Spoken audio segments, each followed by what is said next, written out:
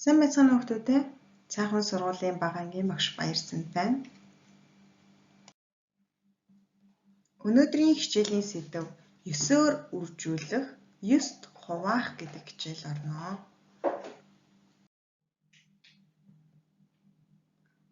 За аав хүү охин 3 ногооны талбайд ургасан байцааг тоолох болов.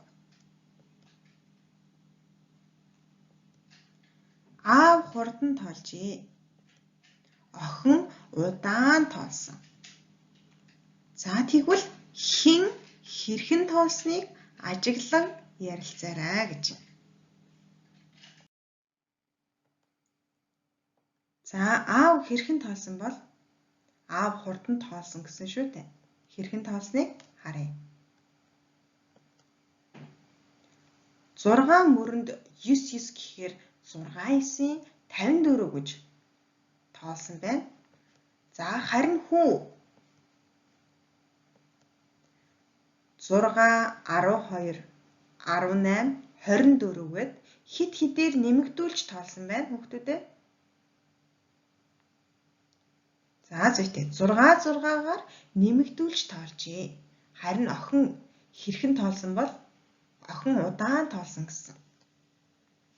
1, 2, 3, 4-гээд нэг нэгээр нэмэгдүүлж тоолжээ. За тэгвэл байцааны тоог хэрхэн хурдан олох вэ? Та нар юу гэж бодож байна? За хурдан тоолохын тулд эхлээд хэдэн мөр байна? Тоолцгоё. 1, 2, 3, 4, 5, 6 мөр. За харин нэг мөрөнд хэдэн байцаа байна? 1, 2, 3, 4, 5, 6, 7, 8, 9 мөр. За доошогоо 6 мөр байсан. Харин нэг мөрөнд 9 байцаа байсан. Тэгвэл 6-9-ийн 54.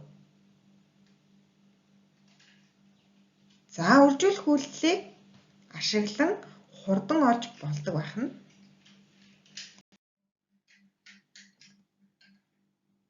Есийн хүрдээ зохиоцгоё. За нэгэн 9-ийн 9 буюу 9 маань нэг ширхэг байна. За харин 2 9-ийн 18 буюу 9-ийг 2 удаа нэмсэнтэй тэнцүү байх нь. За 3 9-ийн 27.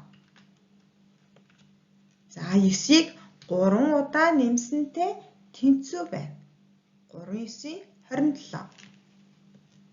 За 4 9-ийн 36. 4-ийг 4 ширхэг 9-ийг нэмсэнтэй тэнцүү байна. За 5 9-ийн 45. 9 маань 5 удаа орсон байна.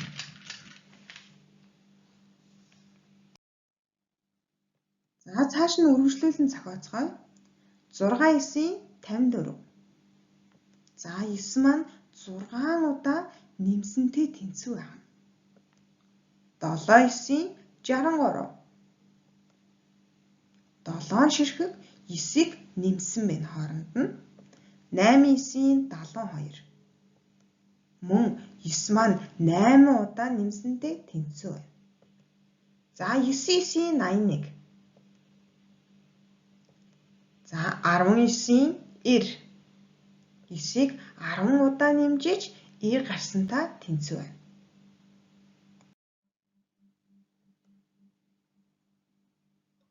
За бүгдээрээ хамтарч өгүүлбэртэй бодлого бодъё. Цэцэрлэгч 5 мөрөнд цэцэг тарив. Мөр бүрт 9 цэцэг тарьсан. Цэцэрлэгт нийт хэдэн цэцэг тарьсан бэ? За мөр бүрт гэсэн учраас нэг мөрөнд л 9 цэцэг тарьсан гэсэн үг. За 5 мөрөнд цэцэг тарьсан. За доошоо 5 мөрөнд цэцгээд суулгалаа. За мөр бүрт 9 цэцэг гэсэн учраас нэг мөрөнд 9 цэцэг байна гэсэн үг.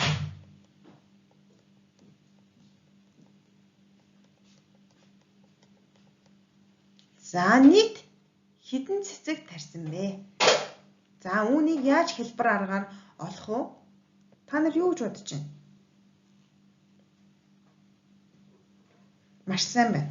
Үржүүлэх үйлдэлээ ашиглан 5 мөр гэсэн учраас 1-р үржигдэхүүн нь 5. Мөр бүрт 9 цэцэг гэсэн учраас 2-р үржигдэхүүн нь 9. За үржүүрийн утга маань 5-9-ийн 45. Нийт цэцэрлэгч маань 45 цэцэг тарьжээ. Дараагийн дасгалаа хамтдаа ажиллацгаая. Бөмбөлгүүдийг 9-9-өөр багцлаарай гэж. За 9-9-өөр багцлаа. Хэдэн багц болсон бэ хүүхдүүд ээ? Сайн байна. 2 багц болсон байна.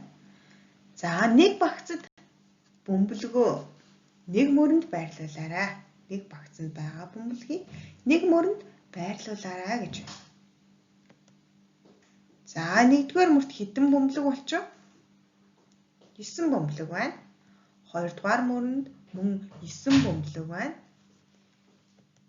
За нийт хэдэн мөр болсон бэ? Зүйтэй 2 мөр болсон байна. За үүнийг үржүүр үйлдэлээр бичье. За хэрхэн бичих вэ? Нийт 2 мөр болсон учраас 1-р үржигдэхүүн нь 2. За нэг мөрөнд 9 бөмбөлөг байгаа учраас 2-р үржигдэхүүн нь 9. За үржүүрийн утга маань 2-9-ийн 18 гарлаа. 1 тоосго 2 кг жинтэй. 9 тоосго хэдэн килограмм болох вэ?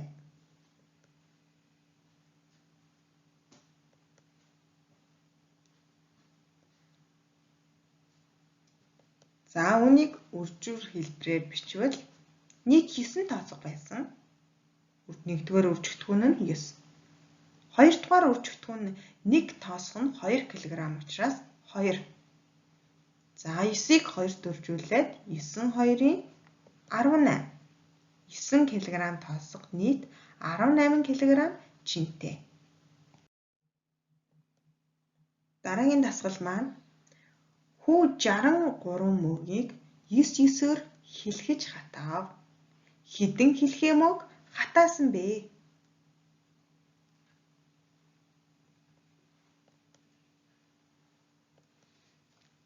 За нийт 63 мөгийг 9-9-өөр нь хэлхэж хатаасан.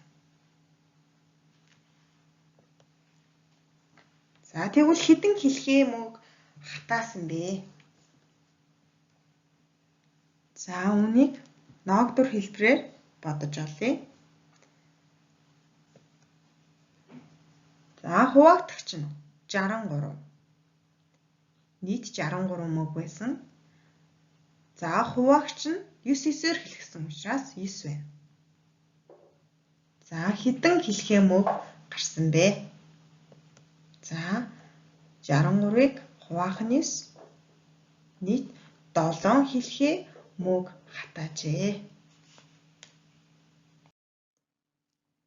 За өнөөдрийн хичээлийн гэрийн даалгавар 332, 335, 337, 339-ийг гэртээ хийгээрэй. Хичээлдээ анхааралтай оролцсон хүүхдүүдтэй баярлалаа. Дараагийн хичээлээр уулзтлаа. Түр баяртай.